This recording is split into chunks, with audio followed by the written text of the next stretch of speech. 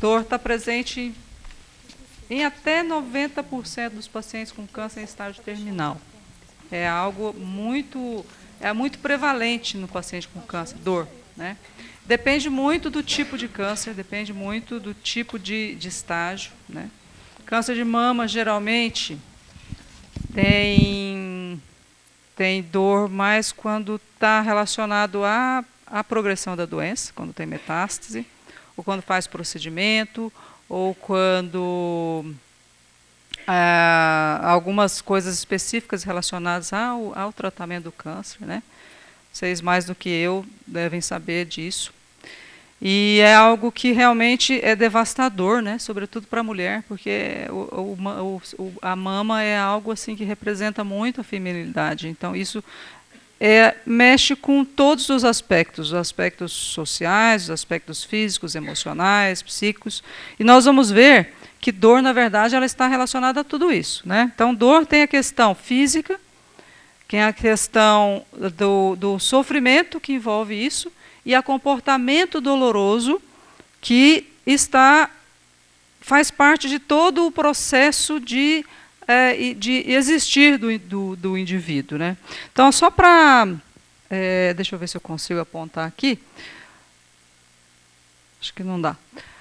Só para tentar explicar como é que funciona do ponto de vista de fisiologia. Né? Quando nós temos uma lesão, por exemplo, nós temos machuca o pé, tá? Um tropeção machuca o pé.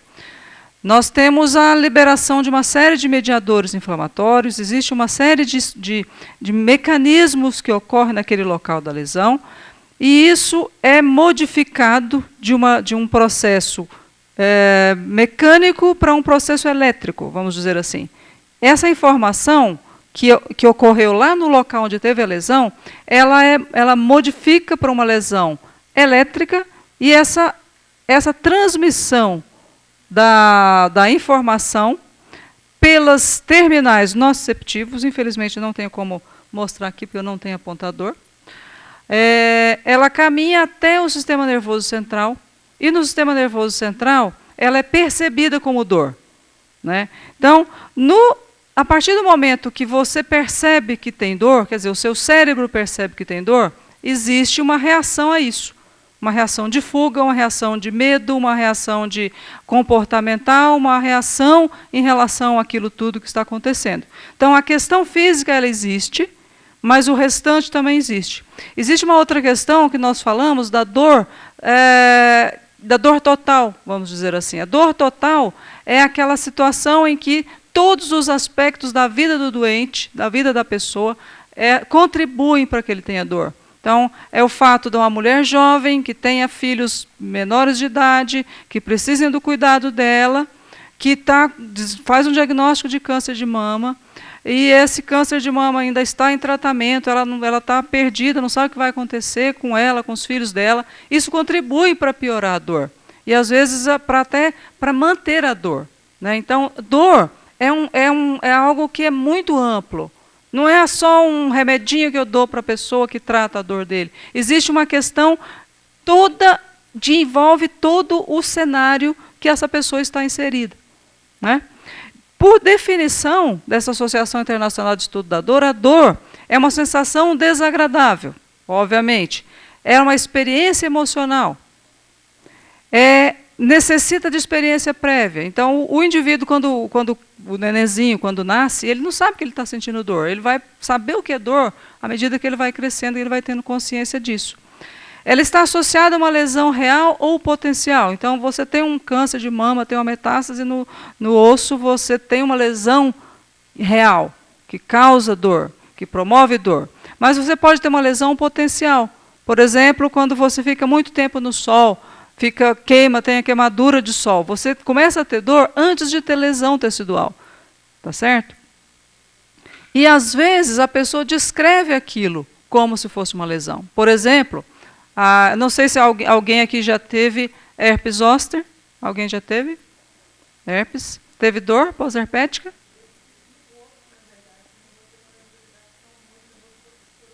Isso, exatamente. Quer dizer, existiu uma lesão, teve uma infecção viral, existiu uma lesão, teve uma lesão neurológica, Isso, às vezes, não é sempre, mas às vezes, antes de aparecer a lesão, a pessoa já tem dor. E depois que cura a lesão, algumas pessoas, em torno de 30% a 50%, permanecem com dor por longa duração. Não são todos que acontece isso, mas tem algumas pessoas que permanecem. A pessoa fica totalmente preocupada, será que aquilo ainda está, o que está acontecendo, será que voltou o câncer, será que está, o que está acontecendo comigo, eu não tenho mais lesão, eu estou com dor. Porque, na verdade, ela tem uma lesão que ela a descreve como tal. A dor, na verdade, ela permanece, apesar de não ter mais a lesão existente, vamos dizer assim, ela passa a ser funcional, né? E alguns desses casos, nós vamos chamar aqui a dor crônica.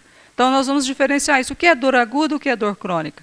Dor aguda é uma dor que ela é de início recente. Então, um exemplo mais clássico seria uma amigdalite, por exemplo. Ela melhora com o tempo. Você tem uma infecção de garganta, tem uma infecção, tem uma lesão, tem um monte de inflamação ali, causa dor. Você toma antibiótico, depois de 2 a 3 dias melhora a sua dor. Isso é uma dor aguda, né? Ela é autolimitada, tem um tempo para ela existir. E tem a dor crônica. Dor crônica é o quê? É uma dor que, por definição da IASP, é uma dor que dura mais de 3 meses. Mas pode também ser uma dor relacionada a doenças crônicas, por exemplo, neuropatia diabética, né? Ou uma doença relacionada ao dor relacionada ao câncer. Ou, por exemplo, neuropatia induzida por quimioterapia. Às vezes o paciente permanece com dor, tem lesão, tem a neuropatia, e aquilo permanece com dor, mesmo depois de estar curado do câncer, às vezes a pessoa tem dor. Isso é uma dor crônica, tá certo? E essas dores, elas podem coexistir. Às vezes a pessoa ela tem uma doença crônica, tem um câncer, né, e ela tem um outro problema associado que causa dor aguda. Então, às vezes ela tem uma dor crônica de base, mas ela teve, por exemplo, uma infecção de garganta, né, ou ela teve uma mucosite, fez uma quimioterapia, fez mucosite, né, e tem dor aguda. Então, você trata a mucosite, melhora a dor. Tá certo? Então, essas duas coisas são importantes da gente diferenciar. Porque, às vezes, as pessoas ficam meio perdidas e achando que está com dor porque está voltando a doença. E, às vezes, não é. Às vezes, é uma dor que permaneceu depois que a doença curou. Tá certo? E esse quadro aqui eu gosto de mostrar porque é um quadro da Frida Kahlo que mostra como uma pessoa que tem dor crônica se sente, né? É uma pessoa que está presa, está amarrada. É como se ela estivesse sendo um mártir, né? Nós formos olhar aqui a figura, nós vemos um monte de prego em todo o corpo dela. A sensação que ela tinha era essa, ela tinha muita dor, essa artista. E no câncer de mama, como falamos anteriormente, é um tipo de câncer que tem dor, e não é uma única causa de dor. Então, existem várias causas para poder o indivíduo dizer que tem dor, né? Então, por exemplo, uma das causas de dor é no pós-operatório. Então, você faz uma mastectomia, tá certo? E no pós-operatório você tem dor pós-operatória, é uma dor aguda, que você trata, melhora, depois de 3, 4 dias está bem. Tem paciente que tem dor do edema, faz esvaziamento axilar, faz o linfedema, algumas têm dor.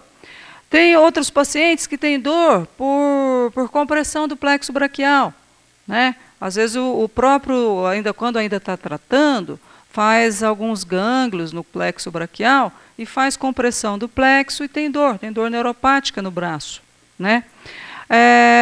Tem muita dor, também 60% das vezes, 50% das vezes aproximadamente, tem dor muscular. Dor que não tem nada a ver com câncer, tem dor porque a pessoa fica tensa, ela fica preocupada, ela está numa situação diferente para a vida dela, né? E ela tem muita dor muscular. Às vezes tem ponto de gatilho na musculatura que não tem nada a ver com câncer, não é algo que vai trazer malefício para ela, mas causa muita dor, né? Tem outra entidade que é muito comum e o que eu percebo que às vezes não é tratado, que é simples de tratar, é a síndrome pós-mastectomia, né? Então a paciente é operada, resseca o câncer e permanece com dor crônica. Geralmente é no braço, né? Aqui na região do bíceps tem uma dor que é uma dor tipicamente neuropática, tem fisgada, tem queimação, né? Às vezes tem diminuição da sensibilidade. Outras vezes tem dor mesmo no local da incisão cirúrgica, né? Então, isso chama-se dor, síndrome pós-mastectomia, que é simples de tratar. Só que, às vezes, o médico fala, não, isso aí é assim mesmo, passa, depois melhora. Não é assim? Vocês já ouviram isso? Está vendo? Como eu sei. Então, é simples de tratar. Você vai lá, às vezes, dá uma medicação simples para a pessoa, melhora a dor. Não precisa ficar sofrendo por isso. Outro motivo de dor no câncer de mama é a lesão óssea metastática, né? Então, como acho que vocês provavelmente hoje tem a internet aí que tem informação para todo mundo, né? Depende do local onde tem metástase. Às vezes tem metástase na coluna, que nem a colega falou ali, que tem metástase no sacro, né, na região sacral, tem dor sacral, às vezes tem dor lombar, outras vezes tem dor aqui na região do glúteo, outras vezes tem dor que vai para a perna, né? O que a gente precisa tomar cuidado, sobretudo quem tem metástase óssea, é quando aparece uma dor diferente. Então, se você está indo bem com aquela sua dor lá, tranquila, tudo mais, de repente tem uma dor diferente, algo que olha, começou a doer muito a minha perna e é uma dor que não tinha semana passada. Tem que tomar cuidado com isso, porque isso pode ser fratura patológica, né? Porque o osso, como um osso fragilizado pela metástase, ele quebra espontaneamente. Às vezes ele quebra se você tossir. Por isso que a história do exercício, o médico tem medo de pedir para ir fazer exercício, porque a gente não sabe com quem vai fazer. Então, de repente, você vai para uma academia, pode ser uma academia maravilhosa, né? Mas se você não tiver o acompanhamento correto, as pessoas que estão lá trabalhando não tiverem noção disso, porque nem sempre tem, você pode sair pior do que entrou. Então, fazer exercício é muito bom, é excelente, mas tem que tomar cuidado e tem que sempre fazer uma avaliação com um profissional, né? Como os colegas falaram aqui anteriormente. Então, esses são motivos de dor. Agora, não é por isso que a gente não precisa tratar, tá certo? Você pode ter uma doença crônica, ter dor crônica, ter metástase óssea, e está com dor, a gente sabe, está com dor porque tem uma metástase, tudo bem, mas a gente pode melhorar essa dor. Não precisa ficar com dor só porque, mas a dor é o câncer, eu tenho que ficar com dor. Não é isso, tá certo? Então, a dor crônica, normalmente, ela permanece por mais tempo. É uma dor que não é autolimitada, que nem a dor aguda. Isso é importante a gente lembrar na hora da gente falar do tratamento. Porque, às vezes, você, por exemplo, tem um câncer com metástase óssea, que tem dor, que está tratando, que vai fazer radioterapia, que vai fazer quimioterapia, outras vezes vai fazer cirurgia, né? E você vai no médico da dor porque está com dor intensa. Ou vai no oncologista e ele prescreve um medicamento. E esse medicamento melhora. Aí você, oba, que bom, fiquei sem dor agora, né? Não preciso mais tomar. Não é assim que funciona. Porque a dor, ela é um sintoma. Só que, às vezes, ela torna-se uma doença. Então, às vezes, a paciente tem uma dor crônica pós-quimioterapia, por exemplo, que ela vai ser, o tratamento dela vai ser só da dor mesmo, não vai ser do câncer mais. Tá certo? Mas nessas situações em que está em atividade a doença, tem-se uma metástase óssea, que tem dor, que está em tratamento, as medicações precisam ser tomadas de horário regular. Porque justamente a medicação para a dor não cura o câncer, ela só melhora a dor, né? E melhorando a dor, melhora todos aqueles aspectos relacionados à qualidade de vida, né? Porque a pessoa com dor, ela tem medo. Ela tem medo que está morrendo. Ela diz, olha, está doendo, é porque provavelmente piorou a minha doença. Não é assim que vem na cabeça a primeira coisa? Olha, voltou a doer porque piorou a minha doença. A primeira coisa que a pessoa pensa. Então, isso é importante para que os familiares e os acompanhantes entendam, porque às vezes a pessoa está estressada, está irritada, ela não quer conversa, porque isso atrapalha mesmo a qualidade de vida, né? Piora o humor, piora a capacidade. Às vezes a pessoa não quer sair para ir no shopping, porque ela está com dor, ela fica mais retraída, né? Tem alteração de humor, altera o sono, né? A dificuldade de relacionar-se com as outras pessoas, ela vem junto com isso. E às vezes a pessoa ela quer pôr para fora as coisas que estão com ela, mas ela não tem jeito, né? Às vezes é difícil mesmo, tá certo? E às vezes assim, é tanta coisa que você tem que falar para outra pessoa que você não fala, porque você não quer tornar o ambiente mais desagradável. Tá certo? Para isso existem os terapeutas. Por isso que o tratamento é multiprofissional, não é só com remédio. Então, às vezes a gente pede, vai passar no psicólogo, vai com o psiquiatra, tá certo? Com o terapeuta, para realmente ajudar a fazer isso.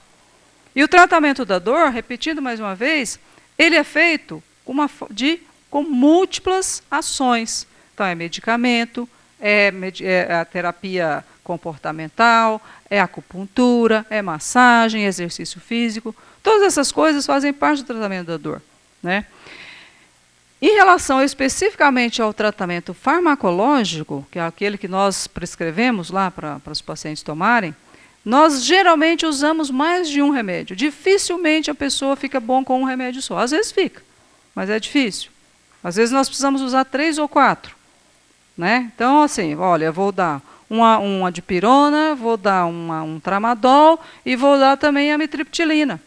Aí a pessoa vem e fala assim, mas eu não preciso tomar esse remédio para dormir. Na verdade, chama-se adjuvante, isso é um adjuvante. Né? Então, nós usamos classes farmacológicas diferentes, porque elas funcionam como um time, na verdade.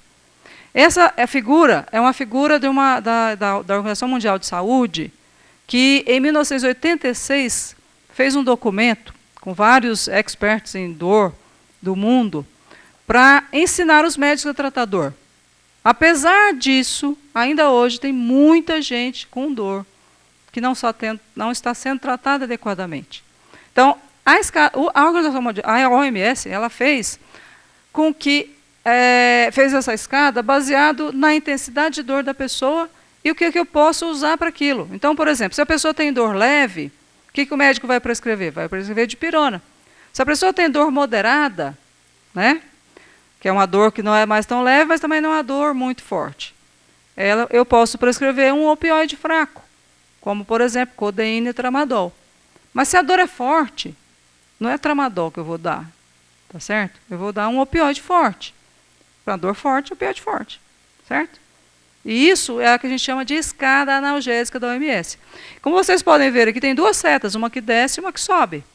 Tá certo? À medida que você está em tratamento, que a sua doença está em evolução, e você pode ter piora da dor, eu posso subir essa escada. Então, às vezes, a pessoa entra no consultório, no primeiro semana, ela tem dor leve, eu posso deixar só com dipirona. Mas depois de 2 ou 3 meses, ela pode estar com dor forte, eu preciso dar morfina. Ok? Então, isso é apenas uma forma de tratar as pessoas. O que eu quero, na verdade, é tirar o preconceito em relação à morfina.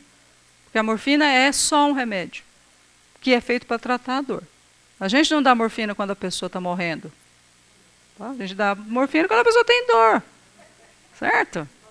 É lógico. Não é mais aquela história, né? Nós vamos ver umas perguntinhas no final que vocês vão achar legal, vocês vão se identificar. Então, segundo a OMS, a escada analgésica é feita dessa forma. São medicamentos de várias classes farmacológicas que agem em locais diferentes do sistema nervoso e, portanto, melhoram a dor. Então, são os analgésicos não opioides, são os analgésicos opioides e são adjuvantes. Então, às vezes a gente dá amitriptilina, mais gabapentina, mais morfina. Nossa, doutor, mas tanto remédio. Por que a gente faz isso? Porque eu dou menos de cada um. Então, se eu dou menos morfina, a pessoa vai ter menos prisão de ventre, vai ter menos náusea, certo? Se eu dou amitriptilina, eu melhoro a função do cérebro de liberar substância analgésica na medula espinhal. Tá certo? Se eu dou anti-inflamatório ou dipirona, eu atuo numa outra cadeia do sistema nervoso que diminui a produção de prostaglandina. Então, por isso nós usamos vários medicamentos. Ok? E isso é uma coisa que a gente chama de opiofobia, o medo do opioide. Não vou tomar morfina porque a morfina é só para quem meu vizinho tomou e morreu. Né? Na verdade, o opioide é um remédio. Tá certo? Tem os efeitos colaterais? Tem. Como tudo que a gente faz. A quimioterapia não tem efeito colateral? Vocês vão deixar de fazer porque tem efeito colateral? Às vezes precisa deixar, outras vezes não. Então, tudo depende do entendimento que a gente tem em relação àquilo que a gente está fazendo. Quando a gente não entende o que está sendo feito para nós, é mais difícil mesmo a gente aceitar. Né? Então, O que é opioide? Quando eu falo de opioide, eu estou falando de quê? Eu estou falando de morfina, estou falando de codeína, estou falando de tramadol, estou falando de fentanil, metadona, oxicodona, que é o que nós temos disponível no Brasil. Tá certo? Essas medicações, eles agem em um determinado tipo de receptor no corpo e ele funciona para dor. Só que ele não funciona especificamente, ele não é teleguiado que vai lá só no receptor MID que dá dor, não. Ele funciona também em outros lugares do corpo que fazem a pessoa ter náusea, ou fazem ficar sonolenta, ou prende o intestino, né? Então, quando a gente vai no médico e eles prescrevem isso para a gente, alguns já escrevem direitinho, explica direitinho, outros não. Então, precisa perguntar, o que eu posso ter de efeito colateral com esse remédio? Vai me dar alguma coisa? O que eu vou fazer para o efeito colateral? Então, por exemplo, nós, quando prescrevemos opioides, nós já damos o laxante. Porque a pessoa vai prender o intestino. Dificilmente não fica. Né? A maioria das vezes fica preso o intestino. Então, a gente já deixa o laxante com ela. Tá certo? É bastante comum. E, além dos medicamentos, tem um tratamento não medicamentoso. A acupuntura, né? A massagem, a hipnose, terapia, os procedimentos invasivos. Eu não sei se alguém aqui já foi submetido a algum procedimento invasivo. Já? Para tratamento de dor? Bloqueio de plexo? Não? Bloqueio de ponto de gatilho. Às vezes a musculatura fica muito tensa, a gente infiltra a musculatura. Tá certo? Então, esses procedimentos, existem outras terapêuticas além dos medicamentos também. Geralmente é feito por um grupo especializado em dor. Às vezes, quando as medicações não estão funcionando da forma adequada, é só pedir para o médico, olha, não dá para mandar para o grupo de dor, porque eles podem ser que eles tenham alguma coisa extra para fazer para mim. Ok? Essas perguntas eu deixei para o final, porque é algo que eu escuto bastante e eu gostaria de compartilhar com vocês. Olha, toma o remédio, a dor melhora, mas volta logo. Certo? O paciente fala isso. Melhora a dor? Melhora. Ah, tá. Mas depois volta. Ah, depois de quanto tempo? Depois de umas 3 horas. Por que volta? Você sabe dizer por que volta? Por quê? Hã? Vamos ver quantos sabem por quê. Eu que faço as perguntas. Hã? Porque passou o efeito. Por que passou o efeito? Porque a gente toma o remédio, ele é metabolizado, que nem a comida que a gente come. Quando você come, você metaboliza, tal, vira, né, vai para o banheiro, etc. e tal, vira gordura, né, e passou e volta a ter que comer de novo. Certo? O remédio é a mesma coisa. Toma a morfina, depois de 3 horas, passou o efeito, tem que tomar de novo. Ela tem uma duração. E cada remédio tem a sua duração. Então, para isso, a gente dá a morfina de liberação controlada, que dura 12 horas. Certo? Tem umas que não é todo lugar que tem, tá bom? Alguns lugares tem, outros não. Não quero tomar morfina, que me disseram que corrói os ossos. Vocês concordam com isso? Não? Alguém concorda? Tem alguém que concorda? Já ouviram? Alguém já falou para vocês pararem de tomar morfina? Porque corrói... Já? Pois é. Isso é mentira. Não dá isso. Tá. Oi? Efeito colateral, não é isso? O que a senhora teve? Náusea? Vomitou? É isso. Pode dar efeito colateral, a gente troca por outro. Não é alergia, é diferente. Certo? Se eu tomar morfina agora, depois não vou ter mais opção para minha dor, se ela piorar. Vocês já ouviram isso? Ou alguém? Várias vezes, né? Então, por favor, lembre-se daquela escada que eu mostrei? A morfina é um medicamento de uma classe farmacológica chamada opioide. Além da morfina, existem outros opioides. Existem opioides que são 100 vezes mais fortes que a morfina. Existem outros opioides que são 500 vezes mais fortes que a morfina. Além disso, existem tratamentos adjuvantes e alternativos para dor. Por exemplo, bloqueio de periférico, tratamento com radiofármaco. Né? Então, isso é totalmente sem fundamento. Essa história que não vai melhorar. Depois não tem outro, ok? Eu só tomo remédio quando tenho dor. Quem faz isso? E você tem dor o tempo todo? Então, lembra do que eu falei da duração do remédio? Se você quiser ficar sem dor na maior parte do tempo, precisa manter uma concentração plasmática adequada do fármaco. Porque a hora que cair a concentração plasmática, vai voltar a doer. Certo? Ou até mais. Porque o remédio que eu dou, ele não cura o câncer. Ele não tira a causa da dor, ele só melhora a dor. Então, se você tomar só na hora que tiver dor, vai voltar depois de um tempo. Tá? O meu vizinho começou a tomar esse remédio e faleceu logo depois. Vocês já ouviram isso? Isso às vezes acontece. E a gente fica perguntando, quando vai ser a hora do coitado tomar o remédio? Deixa para depois. Depois quando, gente? Você passou 20 anos com dor. Esse remédio é só para o final da vida. Às vezes você ouve isso, certo? Totalmente mito. Né? E às vezes o próprio médico fala isso. Ainda não é hora da senhora tomar morfina. Mas que hora vai ser a hora de tomar morfina? Eu estou com dor agora. Eu vou esperar que hora? Na hora que eu estiver morrendo, você vai me dar o remédio? Não precisa mais, já passou meu tempo. Certo? Precisa tratar a dor. E a outra coisa, eu já tomei até morfina. Isso vocês já ouviram? Então, por favor, hein? Depois dessa aqui. Então, o que a gente tem que lembrar? Usar os medicamentos nos horários certos. Porque o medicamento tem uma duração de ação. E se você tem uma patologia, uma condição que não está sendo curada por esse remédio que eu estou dando, vai voltar a dor. Ok? Às vezes você faz radioterapia e melhora a dor. E ela não volta. Aí eu posso reduzir a dose da morfina. Outras vezes ela melhora por alguns meses e volta depois. Né? A outra coisa são os efeitos colaterais. Às vezes a pessoa tem náusea. Para isso, eu dou uma medicação que melhora a náusea. Tem alguns efeitos colaterais que depois de 2 ou 3 dias melhora. Como, por exemplo, náusea, sonolência. Mas tem gente que realmente não se dá com aquele medicamento. A senhora pagou com o remédio. Não sei que dose tomou. Qual foi a dose? Foi uma dose alta? Foi uma dose baixa? Então, às vezes, a gente precisa trocar o remédio. Ou até, às vezes, precisa ajustar a dose para a pessoa. Isso é que nem roupa. Não posso pegar uma roupa de uma pessoa que pesa 200 quilos e pôr em mim, que vai ficar enorme.